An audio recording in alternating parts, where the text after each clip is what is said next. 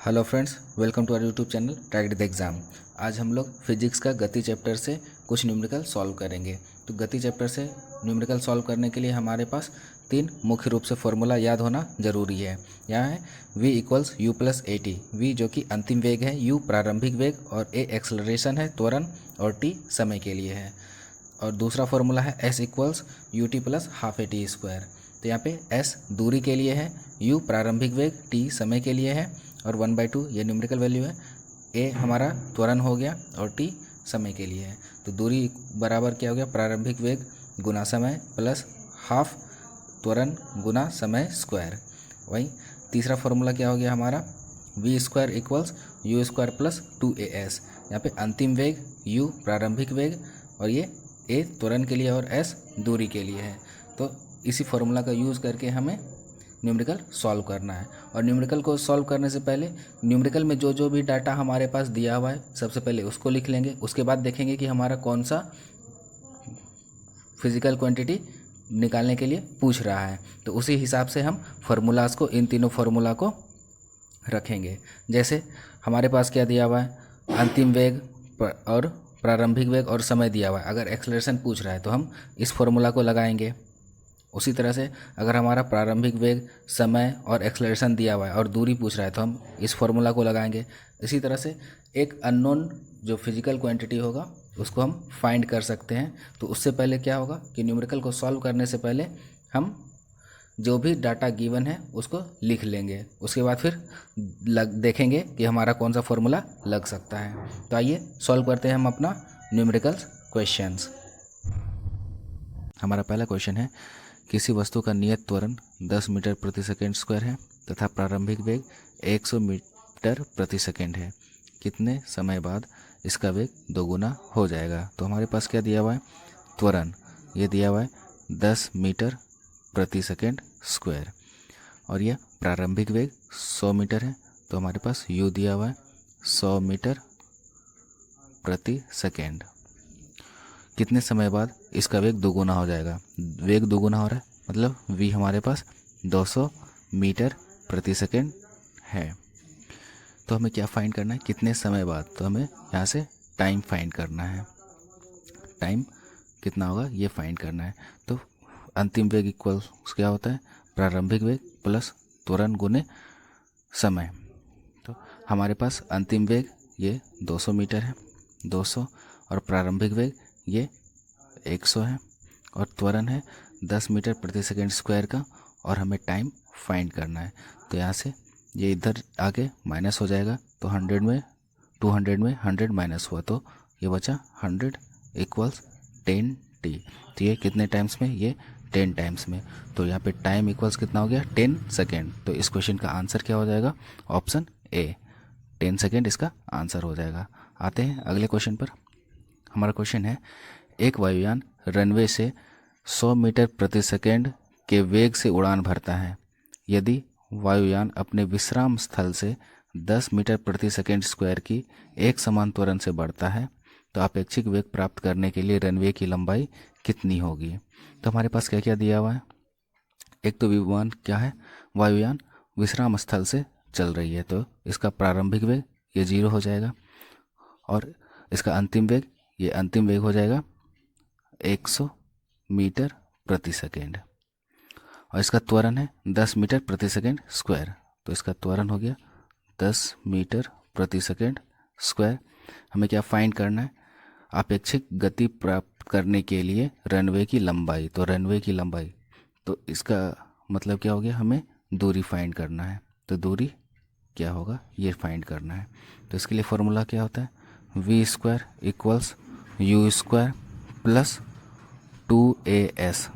तो यहाँ से v फाइनल वेलोसिटी हमारा 100 मीटर पर सेकेंड है तो इसका स्क्वायर हो जाएगा इक्वल्स यू स्क्वायर, प्रारंभिक वेग हमारा 0 है, इंटू 2 इंटू एक्सलरेशन हमारा 10 मीटर पर सेकेंड है, पर सेकेंड स्क्वायर है, और टाइम हमें ये डिस्टेंस हमें फाइंड करना है। तो यहाँ से 100 स्क्वायर, 100 का स्क्वायर 10,000 हो गया।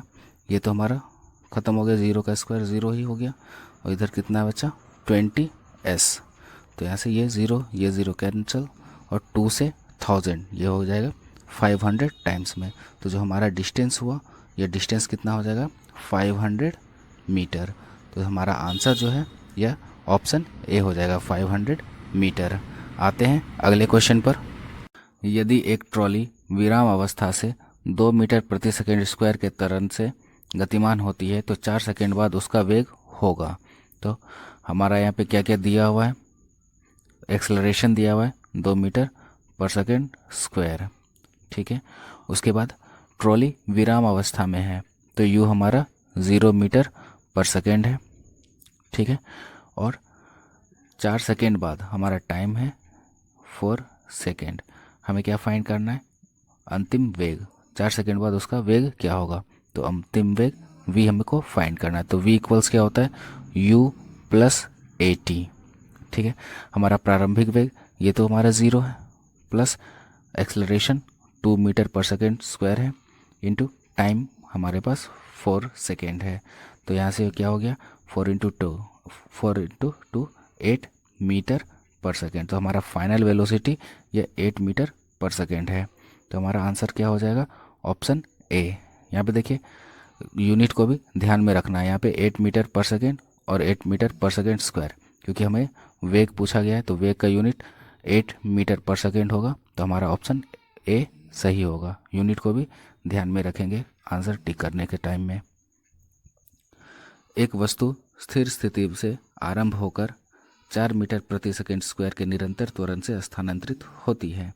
8 सेकेंड बाद इसकी गति कितनी होगी। तो यहाँ भी हमें अंतिम वेग फाइंड करना है। तो वस्तु स्थिर है तो इसका जो प्रारंभिक वेग होगा u ये 0 होगा। उसके बाद इसका जो एक्सेलरेशन है, त्वरण है, ये 4 मीटर पर सेकेंड स्क्वायर है, ठीक है। और कितने समय बाद, तो 8 सेकेंड बाद। टाइम कितना है, ये 8 सेकेंड का है। तो हमें यहाँ क्या फाइंड करना है, फाइनल वेलोसिटी। तो फाइनल वेलोसिटी के लिए क्या फॉर्मूला होता है, u प्लस ए टी। तो हमारा जो प्रारंभिक वेग है ये तो 0 है, प्लस एक्सेलरेशन ये 4 मीटर पर सेकेंड स्क्वायर है, और टाइम है हमारे पास 8 सेकेंड का। तो यहाँ से 8 4 ज़ा 32, और हमें क्या फाइंड करना है, तो गति। तो इसका यूनिट क्या हो जाएगा, मीटर पर सेकेंड। तो इसका आंसर हो जाएगा ऑप्शन सी, 32 मीटर पर सेकेंड। आते हैं अगले क्वेश्चन पर। यदि एक कार अपनी प्रारंभिक स्थिति से 20 सेकेंड में 144 किलोमीटर प्रति घंटा की गति से एक समान रूप से त्वरित होती है तो यह कितनी दूरी तय करेगी। तो यहाँ से हमारे पास क्या है कि सबसे पहले तो कार अपनी प्रारंभिक स्थिति से, तो प्रारंभिक स्थिति में कार क्या होगी, रुकी हुई होगी विश्राम अवस्था में। तो हमारा प्रारंभिक वेग ये 0 हो जाएगा। उसके बाद टाइम है हमारे पास 20 सेकेंड का, और फाइनल वेलोसिटी है हमारे पास 144 किलोमीटर पर आवर, ठीक है। तो इसको सबसे पहले हमें क्या करना होगा, सबसे पहले इसे हमें मीटर पर सेकेंड में कन्वर्ट करना होगा, और मीटर पर सेकेंड में कन्वर्ट करने के लिए हमें 5/18 से मल्टीप्लाई करना होगा, तो ये मीटर पर सेकेंड में आ जाएगा। इसको करते हैं तो ये कितने टाइम्स में, तो 8 टाइम्स में। तो 8 5 ज़ा तो 40 मीटर पर सेकेंड, ये इसका फाइनल वेलोसिटी हो गया। तो यहाँ पे क्या है, हमको दूरी फाइंड करना है, ठीक है। तो दूरी फाइंड करने के लिए सबसे पहले हमको एक्सेलरेशन फाइंड करना होगा। तो एक्सेलरेशन कैसे फाइंड करेंगे, तो final velocity equals initial velocity plus acceleration into time. तो फाइनल वेलोसिटी हमारे पास कितना है, 40 मीटर पर सेकेंड, ठीक है, 40 हो गया। इनिशियल वेलोसिटी हमारे पास 0 है, प्लस एक्सेलरेशन हमें फाइंड करना होगा, और टाइम है हमारे पास 20 सेकेंड का। तो 20 सेकेंड, ये टर्म तो 0 है तो ये टर्म कैंसिल हो गया। यहाँ से 20a इक्वल्स 40, तो ये 0 ये 2 टाइम्स में। तो एक्सेलरेशन हमारे पास कितना आ गया, एक्सेलरेशन हमारे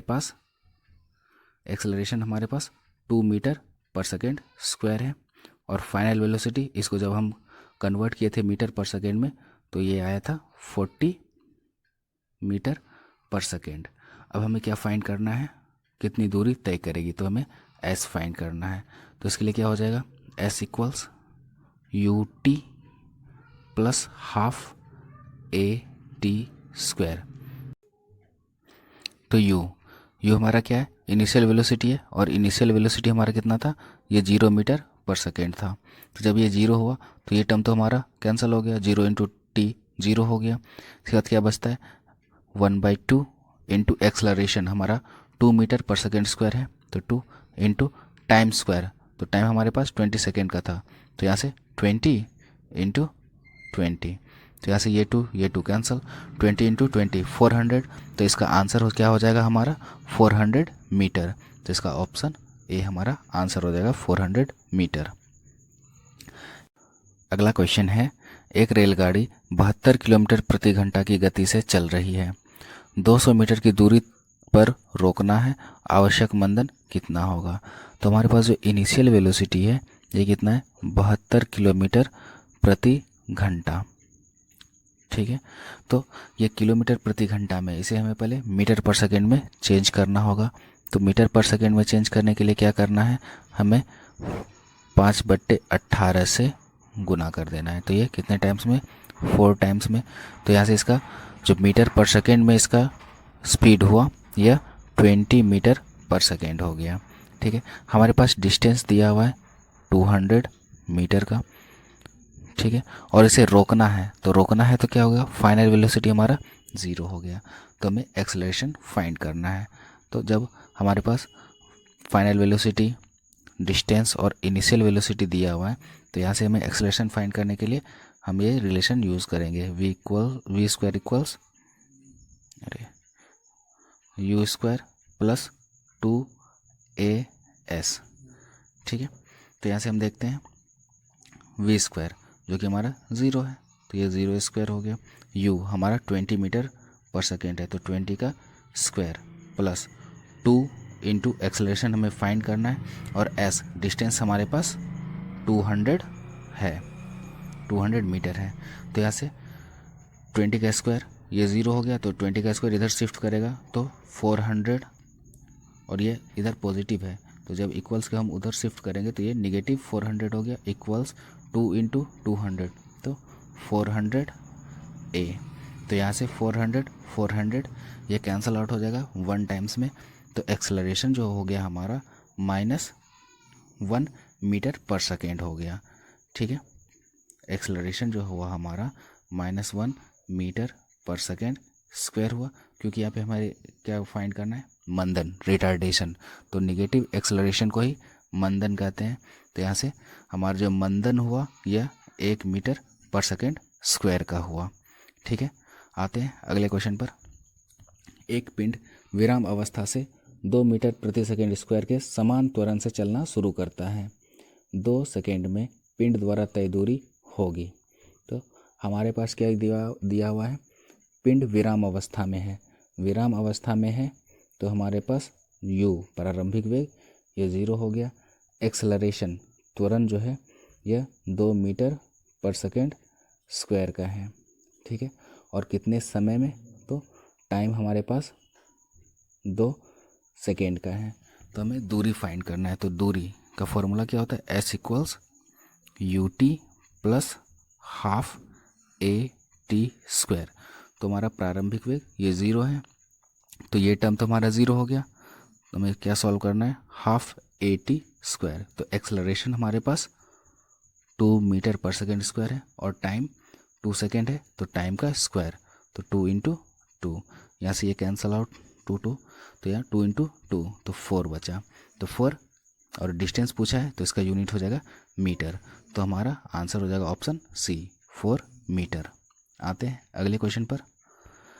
अचल स्थान से चलकर रोहित का वेग साइकिल द्वारा 30 सेकेंड में 6 मीटर प्रति सेकेंड हो जाता है, साइकिल की त्वरण ज्ञात करें।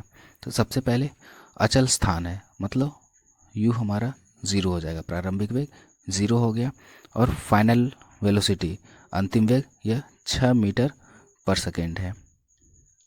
ठीक है, उसके बाद टाइम है हमारे पास 30 सेकेंड का। हमें क्या फाइंड करना है, त्वरण, तो त्वरण का वैल्यू, त्वरण इक्वल्स क्या होता है, final velocity minus initial velocity by time. ठीक है।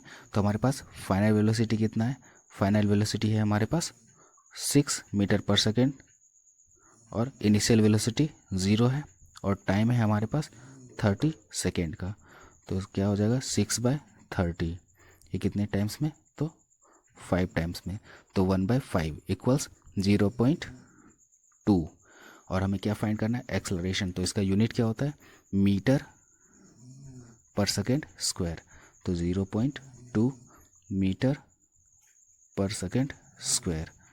ठीक है, तो इसका आंसर हो जाएगा ऑप्शन बी 0.2। सॉरी, इसका आंसर हो जाएगा ऑप्शन ए 0.2 मीटर पर सेकेंड स्क्वायर। यहाँ पे यूनिट का ध्यान में रखेंगे, एक्सेलरेशन का यूनिट जो है ये मीटर पर सेकेंड स्क्वायर होता है। यहाँ पे भी नंबर सब में सेम है, लेकिन यहाँ पर मीटर पर सेकेंड स्क्वायर है और ये मीटर सेकेंड स्क्वायर है। तो इसका आंसर हो जाएगा ऑप्शन ए 0.2 मीटर पर सेकेंड स्क्वायर।